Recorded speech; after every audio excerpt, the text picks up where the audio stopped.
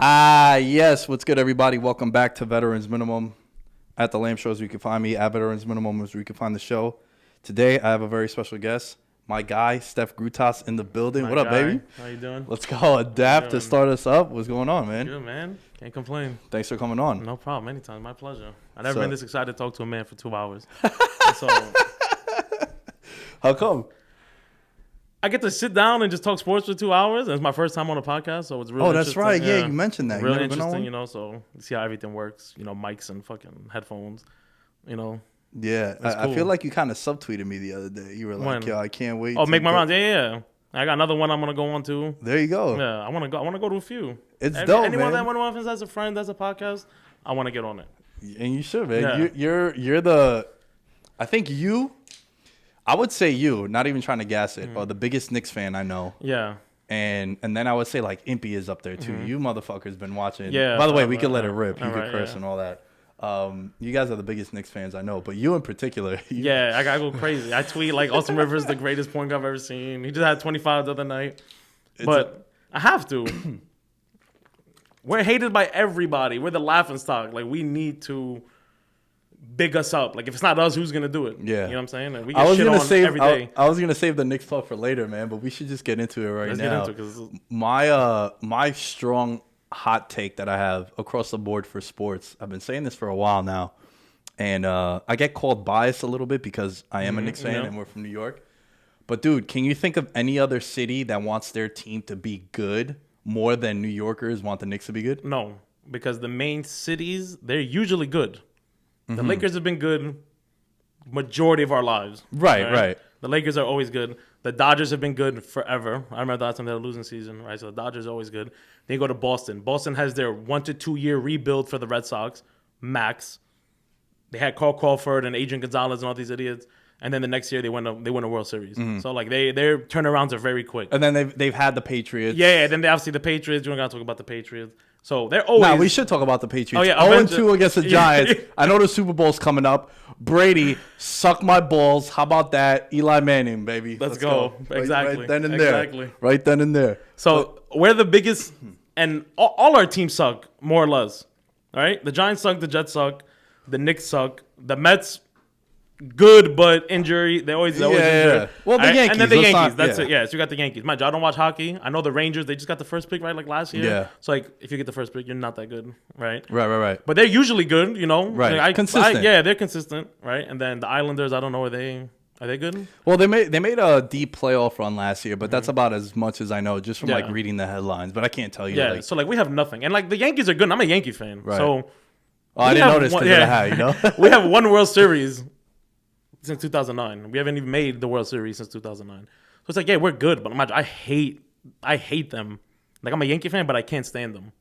I think they care more about the money than they care more about championships. Huh. Interesting. Staying under the luxury tax, like, what are you doing? Yeah. The Mets just got Lindor. They're about to get Bauer probably within the next 3 days. They will get Trevor Bauer.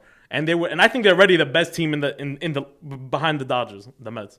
Right? So now you're gonna go get Trevor Bauer with the best pitcher in baseball in DeGrom.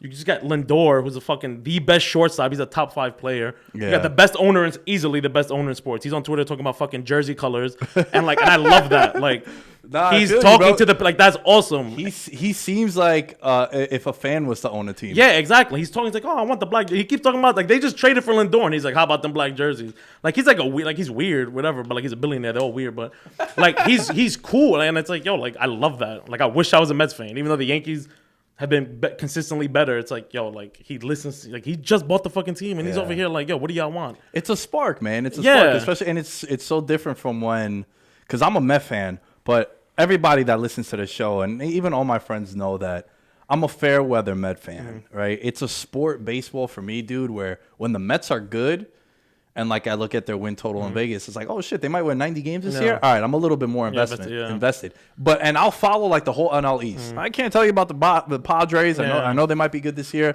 I can't tell you about like the Blue Jays. But with the Mets, I'm like, oh shit, the Marlins suck this year. The Braves are good. I get more invested. Yeah. But then like, yo, the majority of my life it's like my season's done by the All-Star break. You know, you're 20 games out of first. You're like, oh, fuck this. Yeah, I have a lot of Mets fan friends that are like that. If the Mets are good, they're all in. And when they suck, they're like, fuck it. But I think it's that way for me for baseball. Also because, like, I'm not the biggest baseball fan, right? Which is weird because when I was growing up, I would go to a lot of Met games. Yeah. Like, I became a Met fan because my uncle was a cop. He would take me to a bunch of games and shit. My mom is a fucking sick Yankee fan, bro. She's always like, yo, what? She's like, what's good with you, man? Like, my life would have been so much smoother, bro, if I was a Yankee fan. I mean, look, I wish I was a Met fan, honestly. Like, I'm from Queens, so, like, mind you, my parents they came off the boat, right? So I'm first generation. So I never had someone to sit there and tell me, like, oh, you know, we're Mets fans, we're Yankee fans, we're Knicks fans, blah, blah, blah. So, like, I did it myself. Right. Basically, I had a cousin that told me to root for the Knicks. I chose the Giants myself. I wanted to be a Giants fan. And then the Yankees was, like, my second grade teacher. She used to, like, put that. My second grade is when we played the Diamondbacks in the World Series. And she would put the World Series score on the board every day. Like the Yankees up 1-0, and then the Diamondbacks are up 2-1, blah, blah, blah. So I'm like, all right, what am I, like 7 years old in the second grade? Like, I don't know nothing. So I'm like, all right, I'm a Yankee fan. So from New York also. Yeah, so I started rocking with the Yankees. But like if I was able to do like a redo, I would easily pick the Mets. I don't think I've ever heard a Yankee fan say that. I would pick the Mets because like I'm from Queens. It's like I don't want to go to the Bronx to fucking watch a game. It's fucking disgusting. I would like, jump on the train 20 minutes. I'm in Citi Field. Yeah, you know what I'm saying? Yeah. It's like in my backyard. Yeah. Like I'm from Queens and like I rep Queens hard. So it's like I'm over here wearing a fucking Yankee hat. You know, everyone looks at me like, oh, you from Queens? Like all my friends from Cal, they're like, oh, you're a Yankee fan, but you're from Queens, blah, blah, blah. I'm like, listen, like it is what it is. It is what it is. But I wish, like I don't wish, but like if I had to redo, I would choose to be a Mets fan. Well, that's a very interesting perspective, man. How do you feel about how the Knicks are this year, man? You know, like we're sick. Like Knicks fans are sick. We win 4 games in a row. We're ready to hang banners. We're fucking giving Coach of the Year out to Tibbs. I want to ask you this. RJ Barrett, how do you feel about him? I adore RJ Barrett. Same. I absolutely adore him. He gives 110% every single play.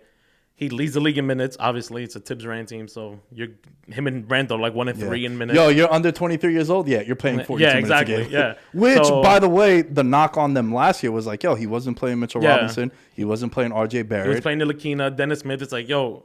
Well, he wasn't the coach. Right. But I'm saying just the organization is like, yo, why the fuck you playing Taj Gibson, bro? He's playing Taj Gibson all these minutes, and you still playing Alfred Payton. It's like, yo, like Ntilikina. I like Ntilikina. He sucks, but I like him. You know what I'm saying? But like, I like him. He plays defense. You know, he tries. He's just not that good. But like, I like him. There's not a more polarizing player on the Knicks, like, for the Knicks fan base than Ntilikina. Yeah. You're either, yo, he's good, man. Give him a shot, or get him the fuck out of the NBA. I'm Knicks Twitter. Like I follow like hundreds of Knicks, and they like.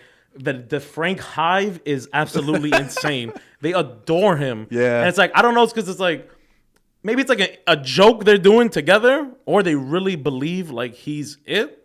I don't think so. I think like, I always gave him the benefit of the doubt because he plays defense. Knicks haven't had a defender, period, in years since like Tyson Chandler probably, and like Shumpert. Yeah. I've had a defender I can look at and be like. That's also like a decade ago. Yeah, exactly. Like, so. I'm like, all right, he plays defense. Like, I can rock with someone who plays defense. If you can't give me nothing else, give me defense. You know what I'm saying? That. So, but Frank, I mean, whatever. You know what Frank. I think it is with Frank? I think it's because where he went in the draft, and that was a really loaded draft. Yeah. It's like people want that to be a thing so bad to justify that pick. Yeah. And it's like you've taken so many L's on that pick already. And we got 2 L's on that drive because we trade for Dennis Smith, who we passed up on, right? It was a mistake. So we got the guy that we all wanted. We wanted, and he's worse. We can't do anything on the basketball court, right? At least Ntilikina didn't give me defense. Dennis Smith can't do a single thing on the basketball. Mind you, I like these guys. Like, I'm talking shit, but like I'm talking about like what I see. It's like I love Dennis Smith. Of course, I root for them every day. But like Ntilikina he hasn't played in like last 14 games. Like he was a healthy scratch yesterday. Like Thibodeau is a defensive-minded coach. And if your calling card is defense, and you're not playing with, it's like, are you even a good defense? I mean, like, Tibbs knows. Like, we have the number 1 defense in basketball. This is fact. 3-point percentage and field goal percentage and points per game. We're number 1. So this defense is real. So it's like you're talking about, especially with an elite defensive coach like him. So you got mind you, I can't even name an elite defender on our team aside from Mitchell Robinson. Right. So I don't understand how. Think collectively, they all play. It's like we have a bunch of mediocre guys that play defense. Alfred Payton's good. He's a good defender. Mitchell Robinson is elite. He's an elite defender, but he's a big, so it's only so much he can do, especially down there. So it's mind-boggling to me that we're number one. RJ is a decent defender. He just tries really hard. So like he looks a lot better on defense than he is, but he's always running around, but like he's running around to nothing half the time. But like I love RJ Barrett. I think he has the most upside, obviously, of anyone on our team. You could tell like he actually cares about basketball. Like he's in the gym working nonstop. He has never complained once. When he was snubbed for the all-rookie team, yeah. You know what I'm saying? Like he took it to heart. He should have made it. I don't know why he didn't. It was ridiculous. Like he is going to be the third best player in this draft. It's going to be Zion, Ja.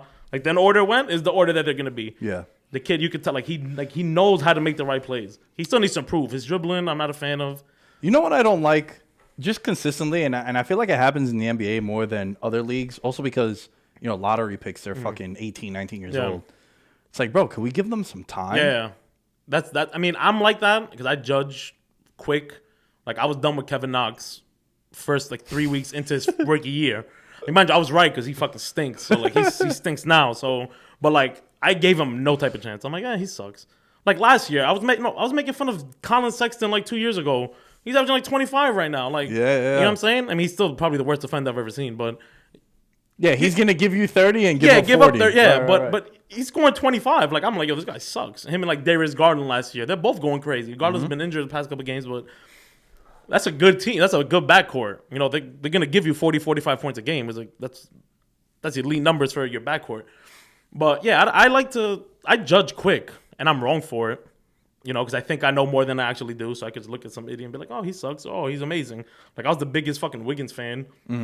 Coming out, I loved Jabari Parker, which I still think I'm not wrong on Jabari. Nah, bro, because the injuries, he got hurt. Yeah, like Jabari was ill. You know what I think? A few things have changed with me as a sports fan, but when it comes to like the term bust, what's changed for me is, bro, if you play and you suck, you're a bust. Yeah. But if, like, bro, you're Jabari Parker, you're Brandon Roy. Even Greg Oden. I don't think Greg Oden's a bust. I don't think Greg Oden is a bust either. Anthony Bennett is the definition of a bust. That's what a bust is. Right. If 3 years in, he's not even in the league. Yeah, if you're healthy and, like, you play every day and you're just awful, then you're a bust. Yeah. But if you get hurt, bro, like, listen, man, that's just it happens. Shit luck. Yeah. That's all. So Oden gets hurt every year, but, like, he was balling when he was playing. So I cannot call that man a bust.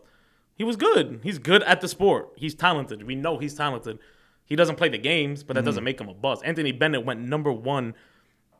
He might like that was the first time I ever heard an analyst be like, "Yeah, that's ridiculous." Yeah. Like didn't even defend it. Nothing. They were just like, it was Jay Billis. He was like, "Yeah, I don't really understand this one." It was crazy, and it's like he might have the shortest career for a number one pick. That didn't get injured? Yeah. Yeah, like aside from Len Bias, who passed away, right? Right. Who got drafted and then they never even played. Right. Like, I can't remember a number one pick. Number one that played that little. He might have like maybe 70 games, 80 games like under his belt. That's a season's worth. You know what I'm saying? Like, that's crazy. So wild. So that's what a bust is. Yeah. No, I agree with you. But the Knicks have a couple busts. We do have busts. Kevin Knox is a bust. He's not good at basketball. Like he's now trying to turn into just a 3-point shooter, which is an absolute waste. He looks like Kevin Durant on a basketball court. Like the eye test. The eye test. Like he's 6'9", he's quick, he can dribble a little bit. You know what I'm saying? I don't want anyone thinking I'm calling Kevin Knox Kevin Durant. Absolutely not. I think the comparison is the body type and the first name. Yeah, that's it. That's all they have in common is the body type. He could dribble a little bit, but you could tell like right? But then you see him play and it's like he plays like he's 6'4". You're 6'9". Like, what are you doing? Take it to the rack. You know when I completely lost all faith in Kevin Knox? When? That summer league game when Zion just babied him. Oh, yeah. But whatever. I mean, Zion. I get it, but Zion still. He'll baby grown men now. Yeah, but that's true. it is. Maybe I'm being too harsh. But yeah, he's it's not looking too good for him. Ntilikina also it's over for him. But it's weird. They've whiffed on those two guys, but then they seem to. I'm not ready to count out fucking Obi. He's been hurt. No, yeah. He's been in and out the lineup. Like he's shown flashes, and I like him. My favorite thing about him is that he seems like an adult. Yeah, well, he's older. He's 22. Yeah, which is not a bad thing. Also, yeah, I don't mind. care. I don't want all my guys to be 19. Yeah, I don't mind that he's a 22-year-old rookie. That's the one thing. And then it seems like they finally found a late first round pick, and quickly that can be a gem for them. Yeah, he looks good. I love him. But he's not a point guard. We need to that's out. He's not a point guard. He's like a combo guard, but he's small, which bothers me. He's 6'3", and he's frail. Where is he on the power rankings for Knicks Twitter? On Knicks Twitter, like, he's when he goes buck. How crazy! When he goes buck, it's insane. IQ and all that. IQ, everyone's telling him to put in the starting lineup, which I do not agree with. I like where he's at.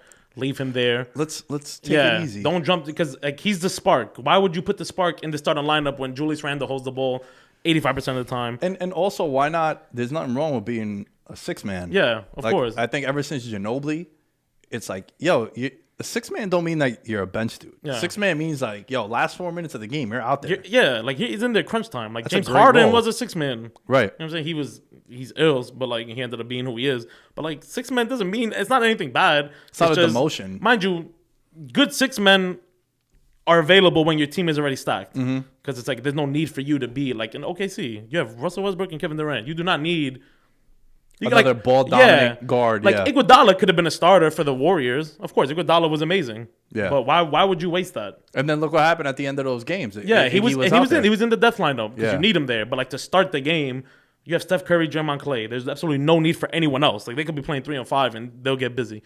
So a six man, I don't mind it. But he might be a starter eventually. But like right now, it makes no sense to just thrust him in that lineup. Mind you, I hate Elfrid Payton. Right? I'm tired of seeing him. But I still rather start Elfrid Payton and keep IQ off the bench than thrust him into that role. Because it's going to take away from him. He's not going to get half the shots he will get anyway. He's going to become a spot-up shooter when you have RJ and Julius Randle who run the show anyway. You know what I'm saying? Julius is like our fucking point guard. It's crazy. Who I love, by the way. I love Julius Randle.